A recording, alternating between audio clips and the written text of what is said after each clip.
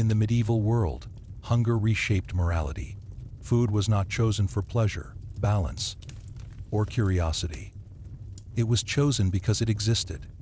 When harvests failed, when winters stretched too long, when war stripped fields bare, people ate what they could find, not what they wanted. Survival dictated taste. To modern minds, medieval cuisine often appears strange, even repulsive. Frogs, insects, rotten cheese, animal organs, fermented mixtures that smelled of decay. But to the people who lived then, these foods were not bizarre. They were practical answers to a brutal question: what will keep us alive? The medieval diet was shaped first by scarcity. For peasants, the vast majority of the population food variety was limited. Bread formed the foundation of nearly every meal. Dark bread, coarse bread, bread filled with bran and impurities. Meat was rare, fresh vegetables were seasonal. Spices were luxuries beyond imagination. When normal food disappeared, boundaries dissolved. Animals that today would be ignored or avoided became meals. Frogs were common in wetlands and rivers. Easy to catch, easy to cook. Monks, bound by religious fasting rules, often ate frogs because they were classified as fish rather than meat. This loophole transformed frogs into an acceptable source of protein during long fasting periods. Snails followed the same logic. Slow, abundant, and easy to gather, they were eaten across Europe. Like frogs, they slipped through religious definitions, making them ideal fasting food. To eat a snail was not desperation, it was obedience. Insects appeared on plates when grain stores failed. Grasshoppers, beetles, larvae, they were roasted, ground, or mixed into porridge. Not delicacies, but calories, protein, fat. In times of famine, disgust was a luxury few could afford. Rotten food also played a role. Without refrigeration, food preservation relied on drying, salting, smoking, and fermentation. Meat often spoiled before it could be consumed. Instead of being discarded, it was trimmed, boiled, heavily spiced, or fermented further. Strong flavors masked decay. Smell became negotiable. Cheese could become so pungent it bordered on decomposition. Yet it was eaten gladly. Mold was not feared. It was expected. The line between fermentation and rot was thin, and medieval people walked it daily. Animal organs were never wasted. Brains, lungs, intestines, blood, all were consumed. Blood sausages, organ stews, bone broths. These foods provided nutrients meat alone could not. Waste was sin. Every part of a slaughtered animal mattered. Even animals themselves expanded beyond the familiar. Horses were eaten during extreme shortages, despite cultural taboos.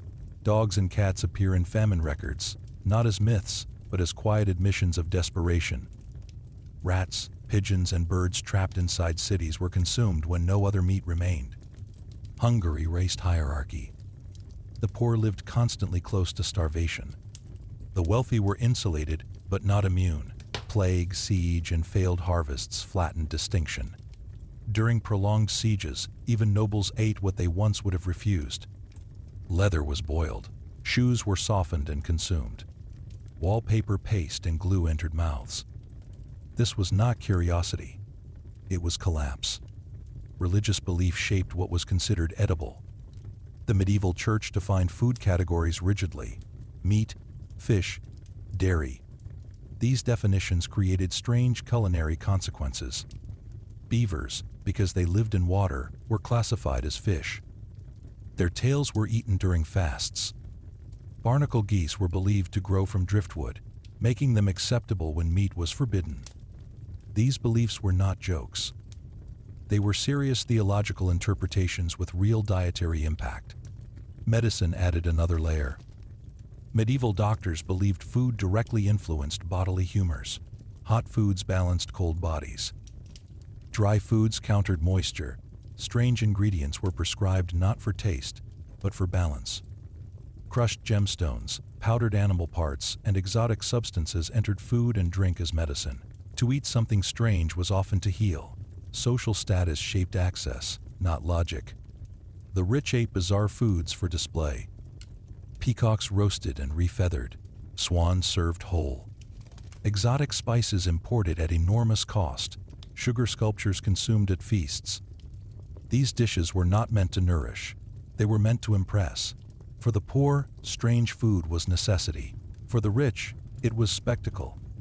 Yet both worlds overlapped in moments of crisis. Famine records describe entire regions surviving on plants normally fed to animals. Bark was ground into flour. Roots normally ignored were dug up. Wild grasses replaced grain. Survival rewrote menus completely. Children learned early that food was temporary. Meals were uncertain. Hunger was familiar. Strange textures, bitter flavors, and questionable smells were normal. Modern comfort did not exist to contrast against. There was no baseline of abundance. What shocks us today shocked no one then. The medieval palate was trained by hardship. It accepted what existed, rejected nothing that could be swallowed, and adapted endlessly. Food was not identity, it was fuel. To understand the strangest foods of the Middle Ages is not to laugh at ignorance. It is to confront necessity. People did not eat frogs, insects, and rotting cheese because they were primitive.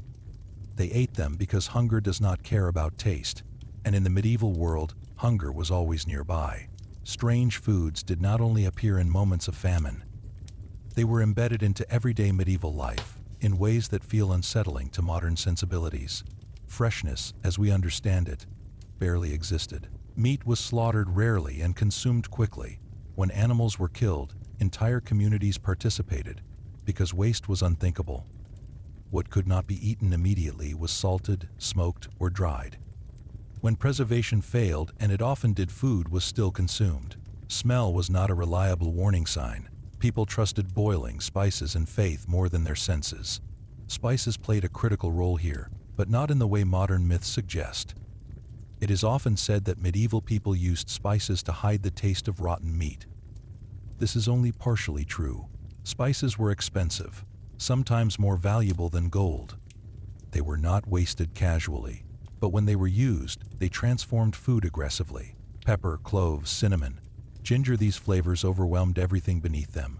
When combined with boiling and sauces, they allowed questionable food to pass as acceptable. The result was cuisine that felt intense, heavy, and strange. Textures mattered less than calories. Consistency was negotiable. Stews were thick, muddy mixtures of whatever could be obtained. Bones were boiled until they dissolved. Fat was prized. Grease meant energy. Thin food meant hunger. Even bread, the most basic food, was unpredictable. Grain quality varied wildly. Poor harvests meant bread mixed with weeds, bark, ground peas, or beans. Ergot fungus infected rye, causing hallucinations and sickness. People ate it anyway, unaware of the cause. Bread could intoxicate, poison, or nourish, often all at once. Milk was dangerous. Without refrigeration, milk spoiled quickly. It was usually consumed as butter, cheese, or curds. These products fermented aggressively. Cheese could sting the nose, burn the tongue, and still be eaten happily. To reject it would be wasteful. Waste was moral failure. Fish presented its own horrors. In coastal and river regions, fish was a staple, especially during fasting days. But transport inland was slow.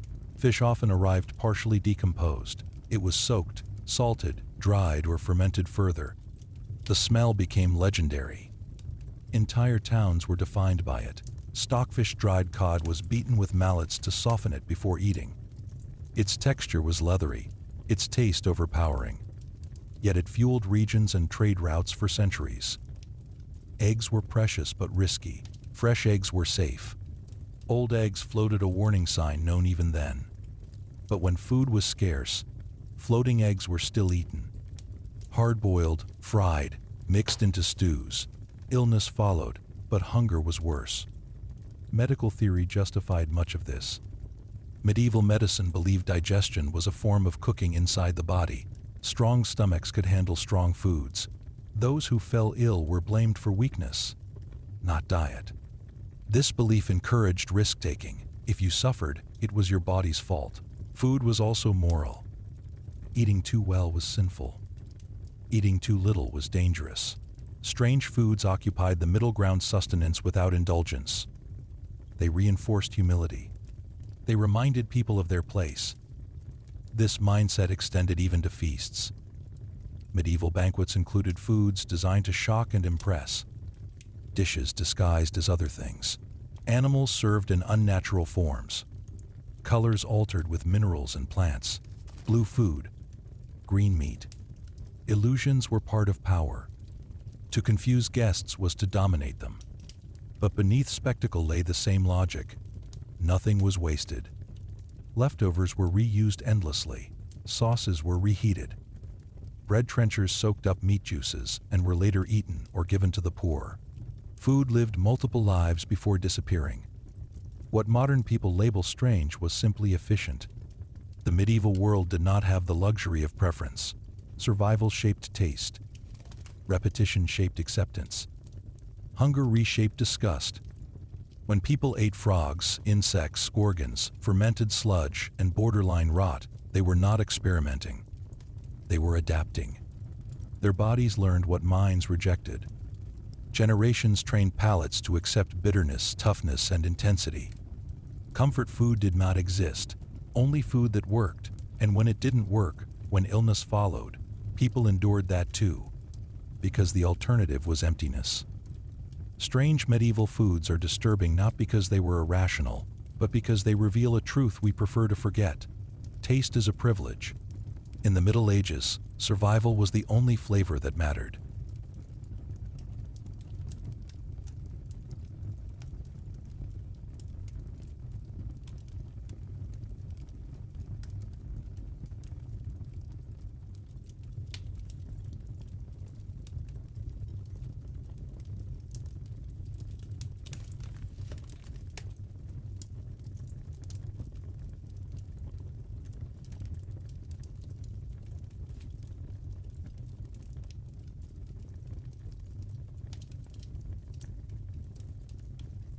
The medieval world did not romanticize food. Meals were not expressions of identity. There was no concept of cuisine as pleasure for the poor. Eating was functional. You ate to work. You ate to pray. You ate to survive the winter. Taste was secondary, sometimes irrelevant. Even joy around food was restrained. Feasts existed, but they were rare, symbolic, and political. Excess was concentrated into moments precisely because daily life was so thin. When abundance appeared, it was theatrical. Strange foods became spectacle for the wealthy, necessity for the poor, but the underlying logic was the same. Nothing was wasted. This principle governed everything. Bones became broth. Fat became fuel. Bread became plates. Leftovers became meals again and again until nothing remained. What we would discard without thought sustained families for days.